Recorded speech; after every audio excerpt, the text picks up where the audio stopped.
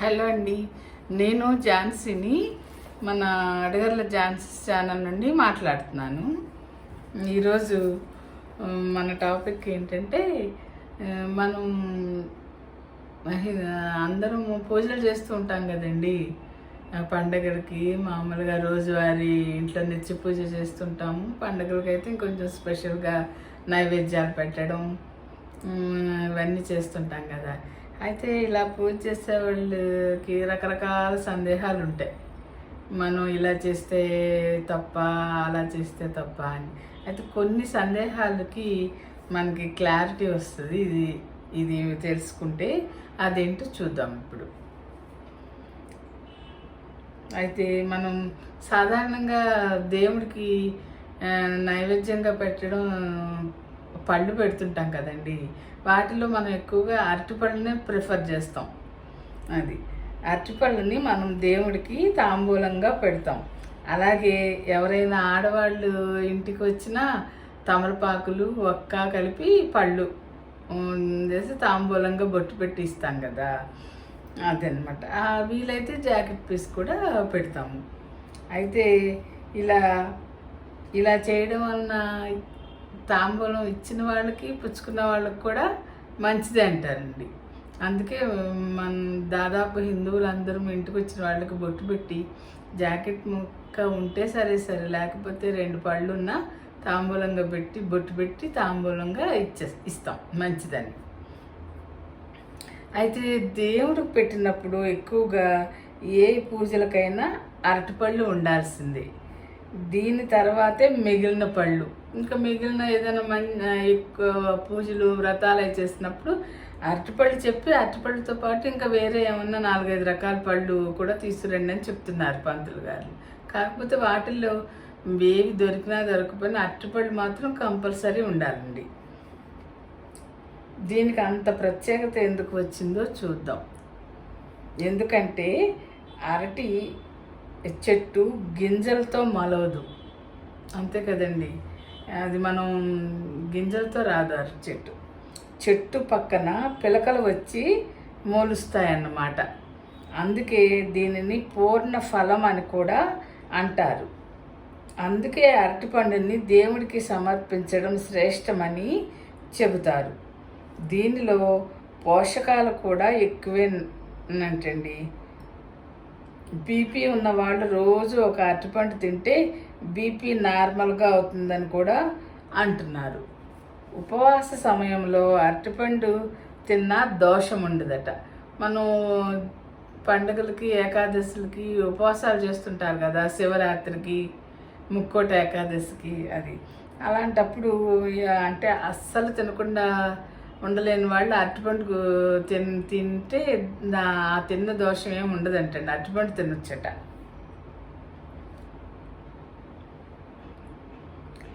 మిగిలిన పళ్ళు అయితే ఈ అరటిపండే పెట్టడానికి కారణం ఏంటి అనేది చెప్తున్నారు. మామూలుగా దేవుడి దగ్గర మిగిలిన పళ్ళు మనము తిని ఎంగిల్ చేసిన వాటిలోని గింజలతో వస్తాయి మొక్కలు. ఈ కమలా పళ్ళు, బత్తాయి పళ్ళు ఏదైనా సరే ఆ తొనలు తిని ఆ గింజలు తీసి కదండి వేస్తాము. అదే అరటిపండుకైతే అట్లా గింజలతో కాదు, ఆ చెట్టు పక్కన వచ్చే పిలకలతోనే చెట్టు వస్తుందని, దేవుడికి అట్లా ఎంగిల్ చేసిన వాటితో వచ్చే చెట్లలో ఉన్న పళ్ళు అన్నట్టుగా అర్థం తీసుకొస్తున్నారు ఇక్కడ. అలా కాకుండా అందుకని అరటిపళ్ళు పెట్టడానికి ప్రత్యేక కారణం ఇదని చెప్తున్నారండి. మనం ఎంగిల్ చేసిన గింజలతో వచ్చిన మొక్కల నుండి పళ్ళు కాకుండా అరటిపళ్ళు వాటికి అవే పిలకలు వచ్చి వస్తాయి. అందుకే అవి దేవుడికి పెట్టడం శ్రేష్టం అని చెప్తున్నారు అన్నమాట. అయితే కొబ్బరికాయల గురించి కూడా ఒక అపోహ ఉంటుందండి. ఏమవుతుంది, మామూలుగా శనివారాలు అది చేసిన వాళ్ళం కొబ్బరికాయ కొడతాం కదా. ఒక్కోసారి కొబ్బరికాయ కుళ్ళిపోతుంది. అది మనకి ఏంటో శంకగా బాగున్నట్టు అనిపించదు. ఏంటి ఇలా అయ్యో కుళ్ళిపోయిందే అనిపిస్తుంది. అలాంటప్పుడు కుళ్ళిపోయినా దోషం ఏమి ఉండదంట. కాకపోతే మనకి మనసు ఇదిగా అనిపించదు కదా, అందుకని ఇంకో కాయ తెప్పించి కొట్టుకోవచ్చు.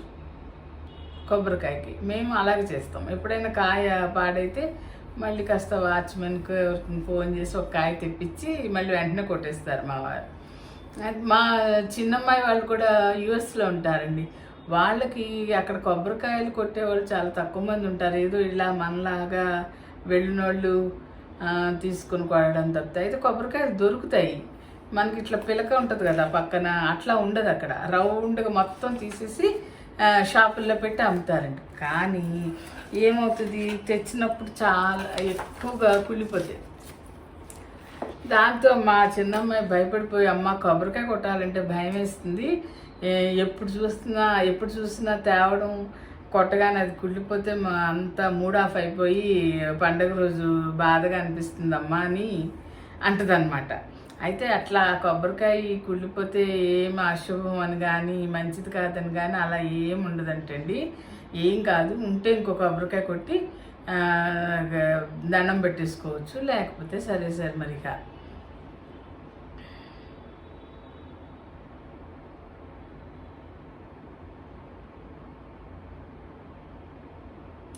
అలాగే కొబ్బరికాయలో పువ్వు కనపడితే కూడా కొంతమంది శంకగా ఫీల్ అవుతారట. అది ఏమి లేదండి, కొబ్బరికాయలో పువ్వు కనపడితే మంచిదని అంటారు, ఇంట్లో శుభకార్యాలు జరుగుతాయని అంటారట. కాబట్టి ఇంకా అలాంటి సందేహాలు శంకలు ఏం పెట్టుకోని అవసరం లేదు. మనం మనస్ఫూర్తిగా మనం దేవుడికి చేయాలనుకుని చేయడం. ఒకవేళ కొబ్బరికాయ కొడితే స్వామి ఇలా అయింది అని అనుకుని దండం పెట్టేసుకోవడం, అంతేగాని దాని మూలాన మూడ్ ఆఫ్ అయిపోయి మనం మిగిలిన పనులు చేయలేక మూడీగా కూర్చోవడం అలా ఏం చేయక్కర్లేదు. ఏమి కాదు, కొబ్బరికాయ కుళ్ళిపోతే అరిష్టం అనేది ఏమీ ఉండదు అని చెప్తున్నారు. ఇది ఒక డౌట్ క్లియర్ అయిపోయింది కదండి. ఇప్పుడు ఇంకోటి నైవేద్యం దగ్గర చూద్దాం. నైవేద్యం అనేది దైవానికి మనం చేసే షోడశోపచారాలలో ఒకటి. ఒక్కో పండుగకు ఒక్కో రకంగా నైవేద్యం పెడతాం కదండి మనం. దీపావళికి అయితే పరమాన్నం కంపల్సరీ చేయాలి. అలాగే సంక్రాంతికి కూడా పాలు పొంగించి పరమాన్నం వండుతాం కదా. ఉగాదికి ఉగాది పచ్చడి దేవునికి నివేదన చేసి మనం అందరం తింటాం. అలాగే ఉగాదికి కొంతమంది బొబ్బట్లు అవి కూడా చేసుకుంటారండి, ఇంకా వాళ్ళ ఓపిక అన్నమాట. అయితే ఏమీ చేయలేకపోతే కనీసం పరమాన్నం వండి కాస్త వడపప్పు చలిమిడి చేసి దేవుడి దగ్గర పెట్టి దండం పెట్టుకున్నా ఏం దోషం లేదు, తప్పు లేదండి. మన ఓపికను బట్టే కదా మనం చేయగలిగేది, అదనమాట. అయితే శ్రీరామనవమికి మాత్రం కాస్త వడపప్పు చలిమిడి పానకం కూడా చేస్తాం కదా, చేయాలి అది. అయితే ఇప్పుడు అసలు డౌట్ ఏంటంటే, నిత్యం దీపారాధన చేసేవాళ్ళు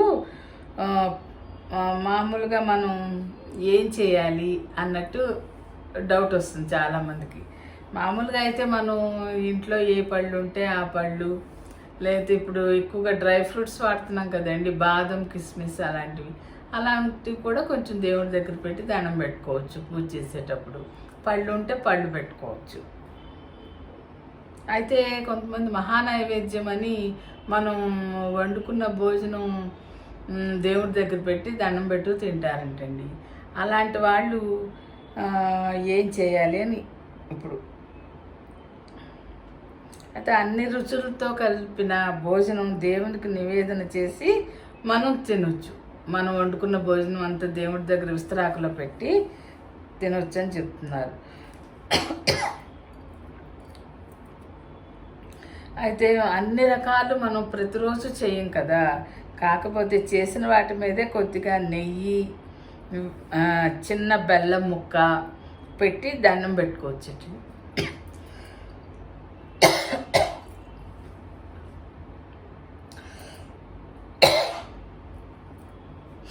ఉపవాసం ఉండి వంట చేయని రోజున పళ్ళు, పాలు, తేనె వంటివి సమర్పించవచ్చు.